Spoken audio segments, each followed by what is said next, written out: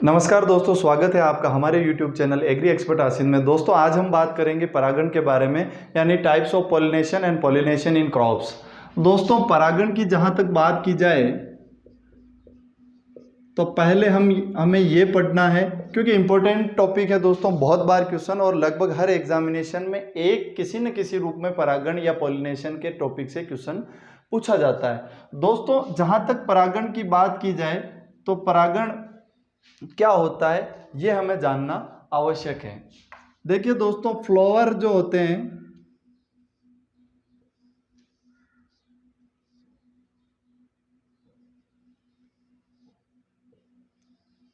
उसके मुख्य जो भाग होते हैं वो चार भाग होते हैं। हम दलपुंज, बाह्य दलपुंज, वर्तिकाग्र और पुंकेसर। बाह्य दलपुंज, बाह्य दलपुंज, दलपुंज, पुंकेसर या और वर्तिकाग्र। अब दोस्तों जो वर्तिका होती है ये इसका फीमेल पार्ट ऑफ फ्लावर होता है, और जो पुंकेसर होता है ये मेल पार्ट ऑफ फ्लावर होता है। ये अपने समझने के लिए कि परागण को जब हम पढ़ेंगे या जनन प्रक्रिया जब हम पढ़ें तो उससे पहले हमारी एक क्लियरिटी होनी चाहिए कि परागण होता क्या है। दोस्तों इसका जो ऊपरी हिस्सा होता है ये वर्तिका का अग्र भाग होता है, इसीलिए इसे वर्तिकाग्र कहते हैं। दोस्तों वर्तिका प्लस अग्र, वर्तिका का अग्र भाग वर्तिकाग्र कहलाता है। और इस पुंकेसर के ऊपर जो ये स्थान होता है यहां पराग कोष पाए जाते हैं। पराग कोष पाए जाते हैं और इन्हीं पराग कोष में छोटे छोटे परागकण, बहुत महीन परागकण पाए जाते हैं। अब दोस्तों हम पढ़ रहे हैं पॉलिनेशन या परागकण।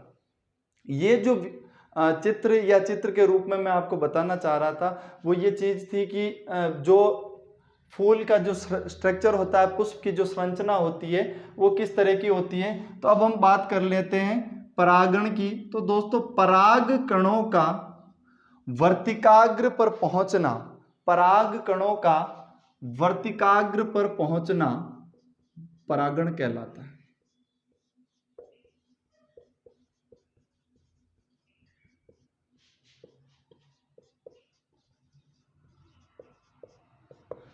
अब दोस्तों जैसे ये यहाँ पहुँचते हैं, यहाँ छोटी छोटी ट्यूब्स बनी होती है और इसी ट्यूब्स में ये यहाँ पे पहुँचता है और इस वर्तिका में यहाँ पे इनका फर्टिलाइजेशन होता है। ठीक है दोस्तों, तो हम बात कर रहे थे परागण की। जब जनन क्रियाएं या और कोई टॉपिक होगा तो हम विस्तार से पढ़ेंगे। हमें मोस्टली ये ध्यान रखना है कि पुष्प के चार भाग होते हैं। बाह्य दलपुंज जो ग्रीन कलर में होता है, दलपुंज अलग अलग कलर में यानी रंगीन हो सकते हैं। उसके बाद में पुंकेसर जो नर भाग होता है, उसके ऊपरी भाग पर परागकोष होते हैं। परागकोष में महीन छोटे छोटे परागण परे होते हैं। उसके बाद जो ये पार्ट है ये फीमेल पार्ट ऑफ फ्लावर कहलाता है, इसे वर्तिका कहते हैं। और वर्तिका का जो ऊपरी भाग है ये वर्तिकाग्र कहलाता है। तो पराग कणों का पुंकेसर से वर्तिकाग्र पर पहुंचना परागण की क्रिया कहलाती है। अब दोस्तों परागण के प्रकार क्या क्या होते हैं, किस प्रकार से परागण होता है, इस चीज के बारे में हम पढ़ेंगे। परागण दोस्तों जहां जहां हम क्रॉप्स पढ़ते हैं हम कई बार पढ़े हैं कि पर परागण, स्व परागण और बहुधा पर परागण।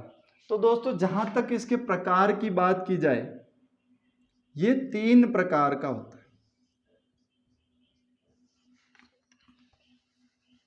स्वपरागण, दूसरा पर परागण, तीसरा बहुधा पर परागण। इसी के आधार पर फसलें भी तीन प्रकार की होती है, स्वपरागित, परपरागित और बहुधा परपरागित। अगर इंग्लिश की बात की जाए तो इसे सेल्फ पॉलिनेशन, क्रॉस पॉलिनेशन और ऑफन क्रॉस पॉलिनेशन कहा जाता है।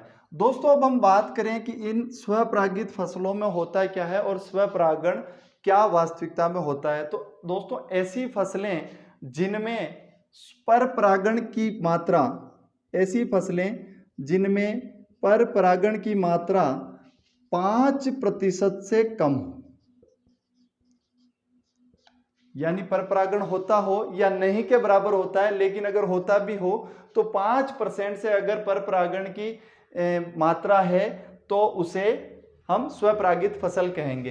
अब दोस्तों होता क्या है, जैसे इसका उदाहरण जो है वो धान है, गेहूं है, इस या आपकी दलहनी फसलें हैं, तो उनमें होता क्या है, आपका जो ये फ्लावर है इसी के अंदर मेल पार्ट और फीमेल पार्ट इसी के अंदर होते हैं। जब फ्लावरिंग या पॉलिनेशन होता है, पॉलिनेशन के बाद में या तो ये फूल नहीं खिलते हैं या पॉलिनेशन के बाद में खिलते हैं। तो ऐसी कंडीशन में स्वयं का उसी फूल का पुंकेसर, उसी पुष्प का पुंकेसर अगर उसी वर्तिकाग्र पर गिरता है और पॉलिनेशन की क्रिया होती है तो इस प्रोसेस को हम स्वपरागण कहते हैं। और स्वपरागित फसलें वह फसलें होती है जिनमें पर परागण की मात्रा 5% से कम पाई जाती है। अब इसके प्रकार उदाहरण की बात करें, ऐसी कौन कौन सी फसलें हैं दोस्तों, तो गेहूं, जौ, चावल और सभी पल्सेज, यानी जितनी भी दलहनें हैं वो स्वपरागित फसल की कैटेगरी में आती है। उसके बाद दोस्तों हम बात करते हैं स्वपरागण के प्रकार की। अब इसमें भी कुछ 2 प्रकार पाए जाते हैं और ये मोस्टली रिपीटेड क्वेश्चनों में है कि स्वपरागण में भी 2 प्रकार की, क्लिस्टोगेमी और चेस्मोगेमी। दोस्तों जहां तक हम बात करें क्लिस्टोगेमी, अब क्या होता है दोस्तों, ऐसी फसलें या ऐसे पुष्प जो स्वपरागण या परागण के बाद भी जिनमें पुष्प नहीं खिलते हैं या पुष्प नहीं खुलते हैं, तो ऐसी जो कंडीशन होती है उसे हम क्लिस्टोगेमी कहते हैं, यानी जिनमें परागण या यूं कह दीजिए पुष्प कभी नहीं खुलते हैं, जिनमें पुष्प कभी नहीं खुलते हो, क्लिस्टोगेमी की श्रेणी में आता है। अब इनके उदाहरण की बात कर लेते हैं दोस्तों, ऐसी कौन कौन सी फसलें हैं जिनमें क्लिस्टोगेमी पाई जाती है। वीट, बार्ले और ओट यानी जई, ये 3 फसलें ऐसी है जिनमें पुष्प कभी नहीं खिलते। हमने भी इनकी बालियां देखी है, तो पॉलिनेशन के बाद भी इनमें कभी भी पुष्प नहीं खिलते हैं। दूसरा प्रकार होता है चेस्मोगेमी। दूसरा प्रकार होता है चेस्मोगेमी। इस प्रकार की जो फसलें होती है उनमें पॉलिनेशन के बाद में, या हम यूं कह सकते हैं परागण के बाद में पुष्प खिलते हैं। परागण के बाद पुष्प खिलते हैं। जहां तक बात आती है इसके उदाहरण की, तो उड़द, मूंग, यानी जितनी भी दलहन है वो सारी की सारी चेस्मोगेमी में आती है, यानी जिनके परागण के बाद में पुष्प खुल जाते हैं। तो दोस्तों ये था स्वपरागण के बारे में हम बात कर रहे थे। तो दोस्तों हम बात कर रहे थे स्वपरागित फसलों के बाद में परपरागित फसलों की। तो परपरागण किसे कहा जाएगा या परपरागित फसलें किसे कही जाएगी, तो वह सभी फसलें जिनमें परपरागण 25% से अधिक पाया जाता है उन्हें हम परपरागित फसलें कहते हैं। और परपरागण में उदाहरण क्या होगा परपरागित फसलों का, तो ज्वार, बाजरा और मक्का। अब दोस्तों अगर हम बात करें परपरागण के कारण की, परपरागण का कारण, क्योंकि दोस्तों जैसे हम स्वपरागण के कारण की बात कर रहे थे तो हमने पढ़ा था कि क्लिस्टोगेमी और चेस्मोगेमी के कारण कंडीशंस ऐसी बनती है कि परपरागण की क्रिया नहीं हो पाती है। तो ऐसी कोई कंडीशंस इन क्रॉप्स में भी बनती है जिसके कारण स्वपरागण नहीं होता। अदरवाइज मेल और फीमेल पार्ट ऑफ फ्लावर तो दोनों में इनमें भी होता है। तो ऐसी कोई कंडीशंस हैं जिनके कारण इस तरह की स्थिति तैयार होती है। तो परपरागण का कारण जो होता है वो होता है प्रोटो एंड्री और प्रोटोगाइनी कंडीशन। प्रोटो एंड्री और प्रोटोगाइनी कंडीशन। अब दोस्तों प्रोटो एंड्री कंडीशन क्या होती है? पुष्प का, नर पुष्प का पहले परिपक्व होना, यानी एंड्री आ रहा है, यानी पुंकेसर वाला जो भाग है ये पहले परिपक्व होगा, इसीलिए इसे प्रोटो एंड्री कंडीशन कहते हैं या प्रोटो एंड्री कंडीशन कहते हैं। अब इसका जो उदाहरण है दोस्तों वो मक्का है, और मक्का में ये कंडीशन होती है कि 7 दिन पूर्व इनके जो पुंकेसर या इसके जो नर भाग जिसे हम मांजर कहते हैं वो परिपक्व हो जाता है, और 7 दिन के बाद में इसका फीमेल पार्ट जिसे हम सिल्क कहते हैं वो परिपक्व होता है। तो इनमें जो स्वपरागण की क्रियाएं नहीं होती है, हमेशा इसमें परपरागण होता है। ये मक्का का पौधा है दोस्तों, इसमें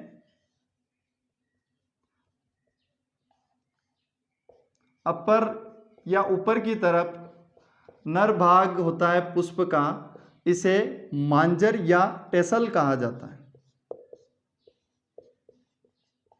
और इस स्थान पर इसका फीमेल पार्ट होता है जिसे सिल्क कहा जाता है। तो दोस्तों मक्का की कंडीशन में ये होती है कि इसका जो नर भाग होता है ये 7 दिन पहले परिपक्व होता है, इसीलिए हम इसे प्रोटो एंड्री कंडीशन कहते हैं।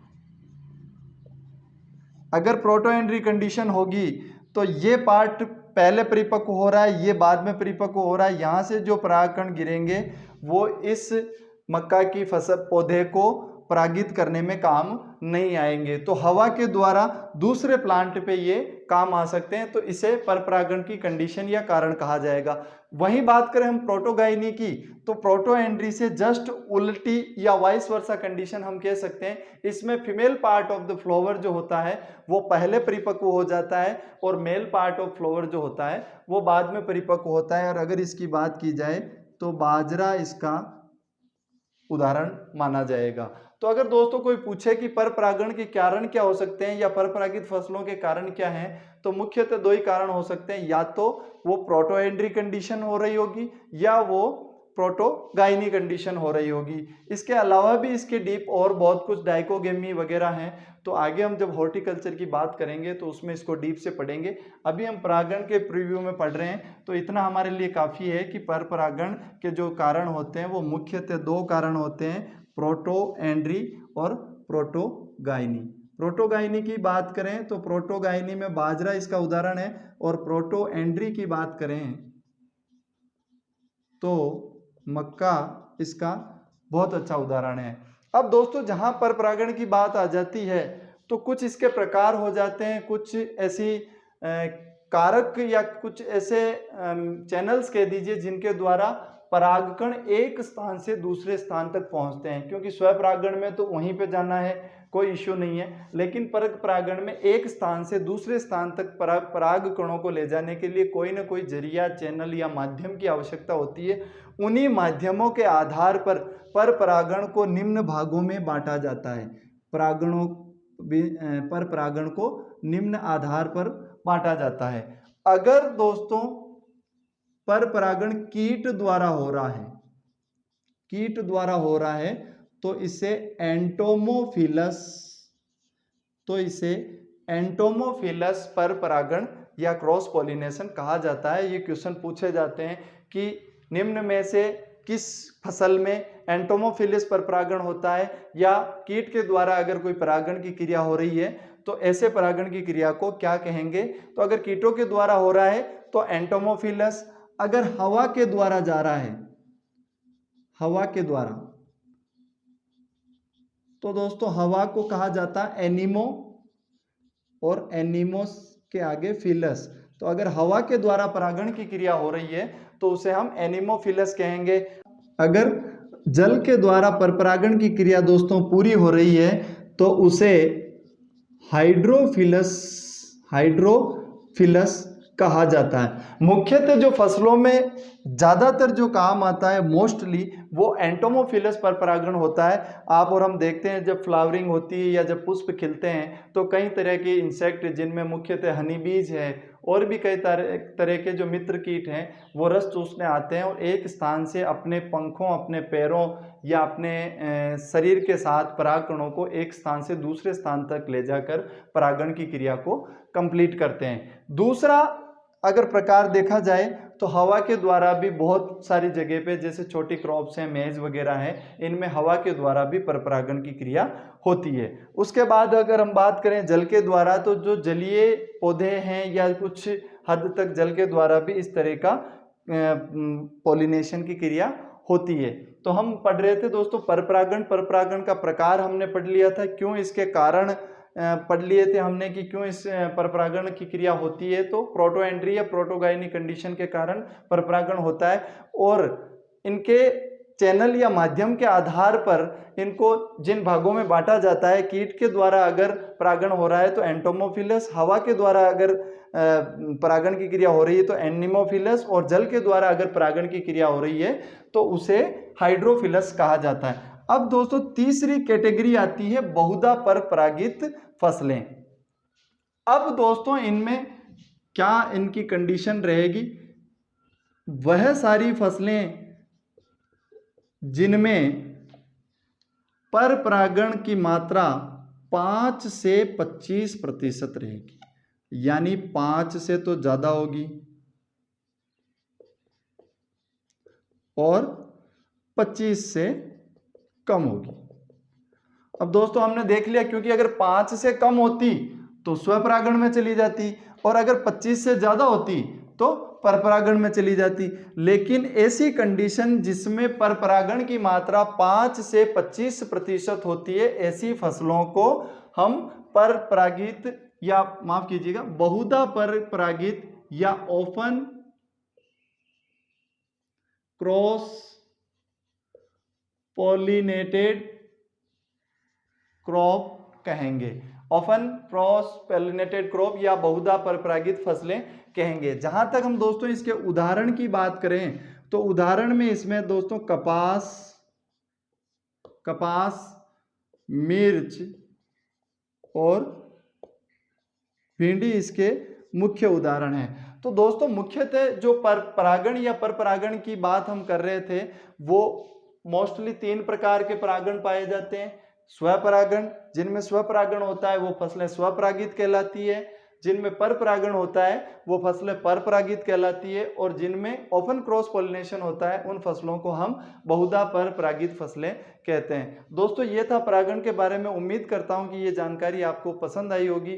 अगर ये वीडियो पसंद आया तो ज़्यादा से ज़्यादा शेयर करें, लाइक ज़रूर करें और कमेंट बॉक्स में ज़रूर बताएं कि आपको ये जानकारी कैसी लगी। धन्यवाद दोस्तों, जय हिंद।